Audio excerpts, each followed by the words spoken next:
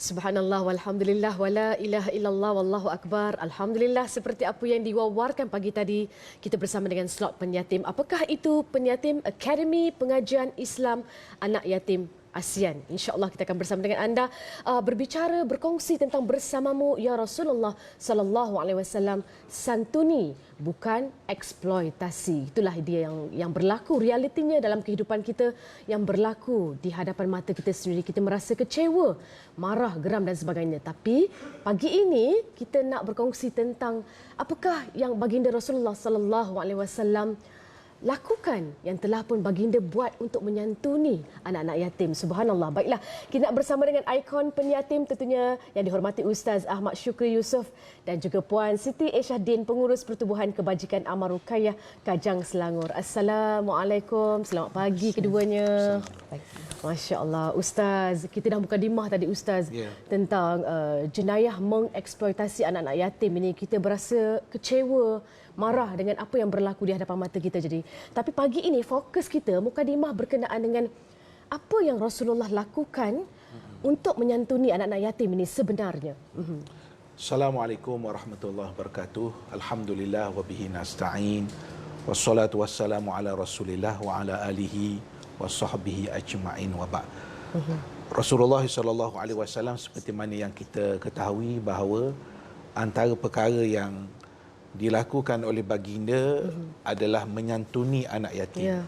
Dan kenapa Rasulullah sallallahu alaihi wasallam menyantuni anak yatim? Banyak sebab.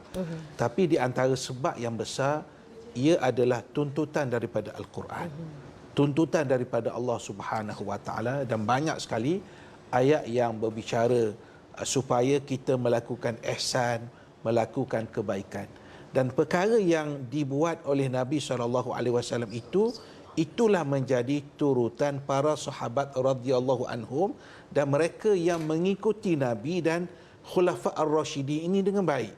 Kita ambil satu contoh yang pernah berlaku kepada Sayyidina Umar radhiyallahu anhu. Satu hari Sayyidina Umar radhiyallahu anhu berjalan ke pasar bersama dengan sahabat-sahabat yang lain. Ketika itu Umar sudah menjadi khalifah Islam, dan bila sampai ke pasar dia bertemu dengan seorang wanita yang masih muda, dan wanita itu buat satu report, buat satu laporan kepada Sayyidina Umar bahawa suaminya sudah meninggal dan meninggalkan anak-anak yang masih kecil. Maksudnya meninggalkan anak-anak yatim.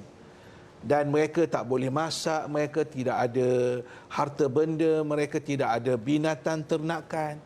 Dan kata wanita ini, aku risau untuk musim panas akan datang, aku bimbang anak aku ini meninggal kerana kekurangan bahan makanan dan sebagainya. Kemudian Sayyidina Umar selepas mendengar saja perkataan itu, Sayyidina Umar menyatakan bahawa marhaban, selamat datang kepada wanita ini. Dan selepas itu Sayyidina Umar dapatkan 2 guni makanan berserta dengan pakaian, dan begitu juga dengan wang diberikan, dan itu merupakan kadar yang banyak. Banyaklah sekali bagi, terus bagi sebanyak itu. Lalu salah seorang lelaki yang berada di sekitar Umar menyatakan, laqad aktsarta ya Umar. Wahai Umar, kalau bahasa kita dah lebih sangat ni.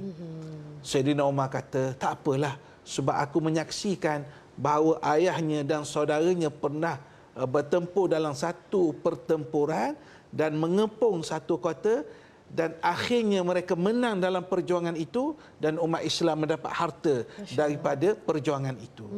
Kita nak lihat kisah ini dari sudut bagaimana perkataan wanita tadi, bahawa wanita itu menyatakan bahawa dia meninggalkan anak-anak yang masih kecil, anak-anak yatim. Itu satu. Yang kedua, kita lihat Sayyidina Umar, dia bagi sumbangan ini dalam pelbagai bentuk. Makanannya, pakaiannya, wang ringgitnya. Ini kalau dalam bahasa mudah, kita kata inilah di antara bentuk pembelaan yang sepatutnya diberikan. Bukan sekadar ala kadar, tetapi menyumbang dan membantu dengan Masya sesungguh-sungguhnya. Allah. Itulah dia sehabis baik. Masya Allah. Terlalu banyak kisah ya Ustaz kalau kita nak kongsikan tentang Nabi Muhammad sallallahu alaihi wasallam, sahabat-sahabatnya Masya Allah. Begitu dermawan yang memang membelanjakan hartanya ke jalan Allah Subhanahu Wa Taala. Allahu Akbar. Baiklah. Saya nak bersama dengan Puan Siti Aisyah, seseorang yang dah berpengalaman berdampingan dengan anak-anak yatim ini.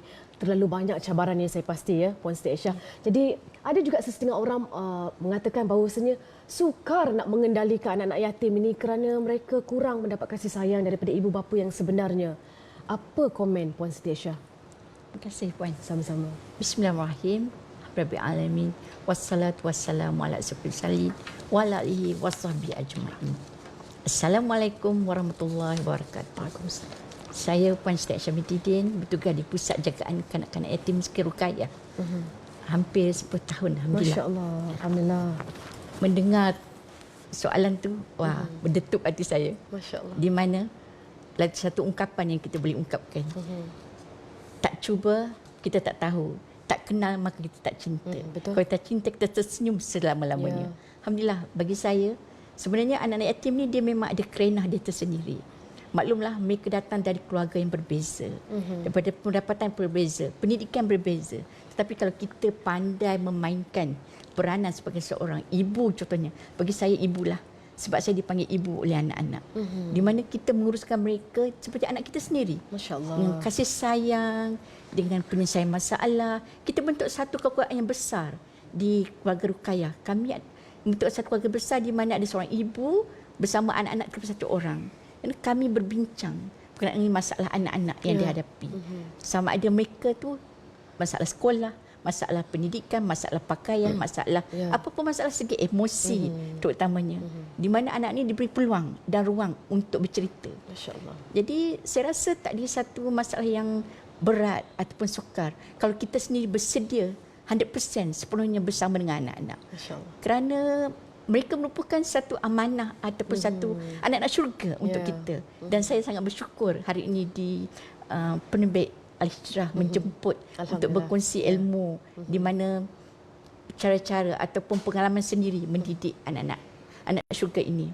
Bagi saya dia satu saat yang peluang yang tak perlu orang kata susah nak dicari. Tapi bila Allah dah bagi kesempatan itu, saya ambil sepenuhnya. Alhamdulillah.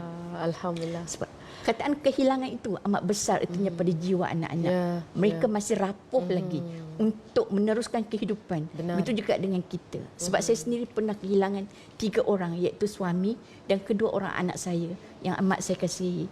Di mana saya belajar untuk mendidik hati saya supaya menerima dengan penuh redha. Tapi kita dewasa, kalau di mana anak-anak dia belum memahami. Jadi kita sebagai seorang ibu ataupun warga pendidik di rumah anak yatim, kita perlu meletakkan hati kita bersama-sama dengan anak-anak tersebut. Barulah mereka akan merasa terselamatnya bersama dengan pendidik-pendidik ini. Mereka akan rasa disokong, diberi peluang, diberi penghargaan sepenuhnya. InsyaAllah kita doakan mereka akan berjaya suatu hari nanti. Amin ya rabbal alamin. Kita sama-sama doakan. Rasa bersembang dengan Puan Siti Aisyah, rasa macam bersembang dengan mak-mak saya pula, masya-Allah. Maka beruntunglah anak-anak syurga dapat kasih sayang daripada Puan Siti Aisyah. Allahu akbar. Baiklah, Ustaz, berbalik kepada dunia realiti yang semakin parah ini, kita merasa marah melihat apabila ada anak-anak yatim, anak-anak syurga ini terlibat dengan sindiket, meminta sedekah dan sebagainya. Jadi apa Ustaz yang boleh kita lakukan? Apakah mekanisme yang boleh kita ambil bagi membantras sindiket ini? Bila kita mendengar beberapa perkataan yang disebut oleh Puan Siti itu, kita dapat merasakan keikhlasan. Kita dapat merasakan bahawa menjaga anak-anak yatim ini merupakan sebagai suatu nikmat yang besar. Tetapi seperti yang saudari sebut tadi, ada juga segelintir manusia yang menggunakan peluang yang sebenarnya ladang pahala, dia jadikan itu sebagai ladang mencari dosa. Iaitu mereka mempergunakan anak yatim untuk meminta sedekah dan sebagainya. Dan perkara ini, isu ini sebenarnya isu yang berlarutan. Tak pernah ada kita kata dengar berhenti isu-isu seperti ini. Apa yang boleh kita buat paling penting ialah untuk kita setakat kemampuan kita untuk kita mengekang supaya eksploitasi ini tidak berlaku. Antaranya ialah bahasa mudah ialah kita kena pastikan sumbangan kita itu kepada pusat-pusat anak yatim yang berdaftar, yang sahih maklumatnya. Memang satu sudut orang kata yang penting pahala, betul. Kita infak sesuatu RM1 kita infak, dapat pahala. Tetapi pada masa yang sama, jangan kita jadikan ianya sebagai satu ruang orang eksploitasi anak-anak yatim. Itulah Mereka dia. menggunakan anak-anak yatim. Tak kira waktu, malam, siang, menjual produk-produk tertentu dengan alasan anak yatim. Ini yang kita katakan suatu yang menyedihkan dan perlu juga kita membuat laporan kepada pihak-pihak yang tertentu. Satu sudut mungkin kita kata leceh dan sebagainya. Tapi sebagai masyarakat, kita kena buat sesuatu supaya isu ini tidak berlarutan. Kalau tak selesai sepenuhnya, paling kurang kita sebagai orang yang cuba menyelesaikan masalah tersebut. InsyaAllah, mudah-mudahan. Saya sangat setuju dengan kata-kata Ustaz. Ia sepatutnya dijadikan ladang pahala tetapi bertukar sebaliknya. Sayang sekali. Puan Siti Aisyah, bagaimana sebagai seseorang yang begitu dekat sekali menyantuni anak-anak yatim ini, melihat keadaan yang semakin parah ini, apa perasaan Puan Siti Aisyah? Menyentuh kalbu saya. Dah geram rasanya kan dengan sindiket dan juga golongan ataupun pihak-pihak tertentu yang tidak bertanggungjawab ini. Apa perasaan Puan Siti Aisyah? Saya rasa kecewa bila saya menerima ataupun mendengar anak-anak yatim ini diperlakukan begitu. Kerana mereka ada maruah mereka sendiri.